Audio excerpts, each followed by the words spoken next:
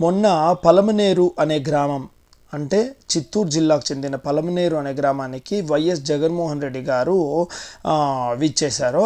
నేను ఏదో పని మీద పలమనేరుకు వెళ్ళానండి. అసలు నేను ఎవరు ఏమి అని కూడా తెలియకుండానే మీరు ఎవరు ఇక్కడ మీటింగ్ జరుగుతూ ఉంది వస్తారా అని చెప్పేసి అడుగుతారండి.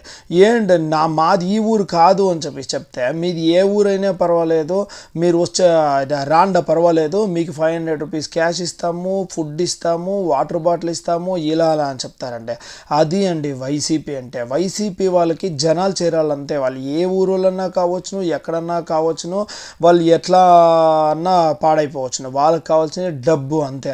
అప్పుడే అర్థమైందేనండి నాకు అయ్యో ఇక్కడే ఇలా ఉంది బార్డర్లోనే అంటే కర్ణాటకనిక నేను పోయింటే కానీ నన్నే ఇట్లా అడిగినారు అంటే ఆంధ్రాలో ఎట్లా సిచ్యుయేషన్స్ చేస్తారు అని చెప్పేసి వీటికి అన్నిటికీ ఫుల్ స్టాప్ పెట్టారు. దగ్గరలోనే వస్తుంది. జై జనసేన.